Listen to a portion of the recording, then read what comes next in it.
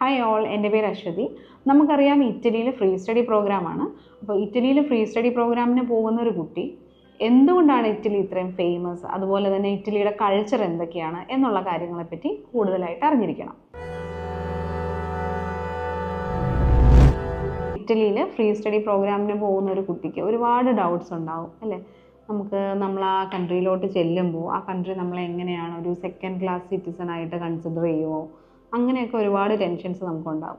അപ്പോൾ ഇത്തരം കാര്യങ്ങളൊക്കെ അവോയ്ഡ് ചെയ്യാനായിട്ട് നമ്മൾ ആ കൺട്രിയെ പറ്റി നന്നായി പഠിച്ചിരിക്കുക എന്നുള്ളതാണ്. നമ്മൾ അറിയണം ആ രാജ്യം എന്താണ്, അവിടുത്തെ ചരിത്രം എന്താണ്, അവിടുത്തെ സംസ്കാരം എന്താണ്, ഇങ്ങനെയുള്ള കാര്യങ്ങളെപ്പറ്റി ഡീറ്റെയിൽഡ് ആയിട്ട് അറിഞ്ഞിരുന്നത്. സ്റ്റഡീസിനായിട്ട് ഇറ്റലിയിൽ പോകുന്ന ഒരു കുട്ടിയുടെ മനസ്സിൽ ആദ്യം ഓടിയെത്തുന്ന ഒരു കാര്യം എന്താണ്, അവിടെ കാണുന്ന എക്സൈറ്റിംഗ് ആയിട്ടുള്ള അമേസിങ് ഒരു ലൈഫാണ് അല്ലേ. അപ്പോൾ ഈ എക്സൈറ്റ് ചെയ്യിക്കുന്ന കാര്യങ്ങളെന്ന് പറയുമ്പോൾ എന്തായിരിക്കും, അവിടുത്തെ ലൈഫ്, അവിടുത്തെ കൾച്ചർ, അവിടുത്തെ ഫുഡ്, അങ്ങനെ അമേസ് ചെയ്യുന്ന ഫാക്ടേഴ്സ് എന്തൊക്കെയാണ്.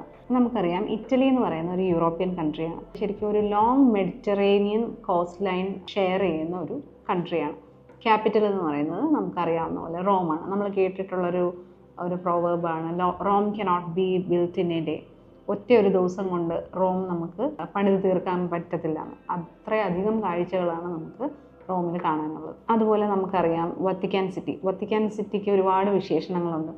Home of Pope, home of Rome, head of Catholic church, അങ്ങനെ വളരെ വിശേഷപ്പെട്ട ഒരുപാട് വിശേഷണങ്ങളുള്ള ഒരു സിറ്റിയാണ് വത്തിക്കാൻ സിറ്റി. അതുപോലെ തന്നെ ഇറ്റലിയിലെ റോം ഒഴികെയുള്ള മറ്റ് സിറ്റീസാണ്, ഫേമസ് ആയിട്ടുള്ള മറ്റ് സിറ്റീസാണ് മിലൻ, നേപ്പിൾസ്, ട്യൂറിൻ, അങ്ങനെയുള്ള പല സിറ്റികളിലും നമുക്ക് ഒരുപാട് കാഴ്ചകൾ നമുക്ക് റോമിൽ കാണാനുണ്ട്. ഒരുപാട് റെസ്റ്റോറൻറ്റ്സ്, നമുക്കറിയാം അവിടുത്തെ റെസ്റ്റോറൻറ്റ്സ് ഒക്കെ തന്നെ ആക്റ്റീവ് ആകുന്നത് ഈവനിങ് ഒരു 6 o'clock ആ സമയത്താണ് ശരിക്കും പറഞ്ഞാൽ അവിടുത്തേക്ക് ഒരു ടീ ടൈം. പിന്നെ നമുക്കറിയാം അവിടുത്തെ ഒഫീഷ്യൽ ലാംഗ്വേജ് എന്ന് പറയുന്നത് ഇറ്റാലിയൻ ആണ്.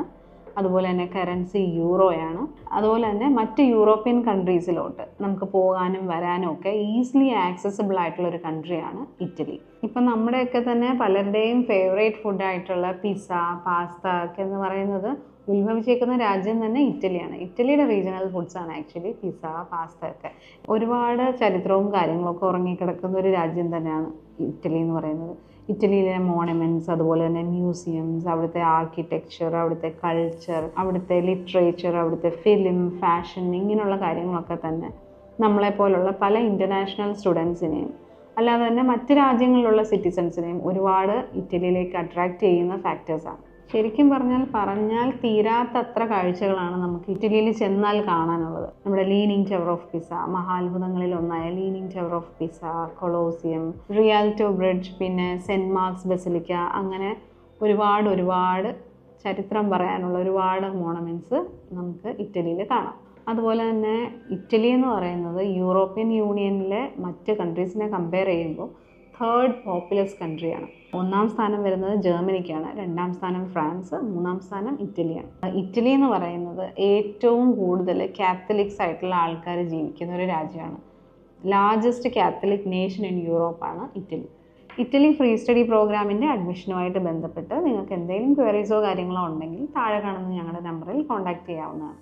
Thanks for watching.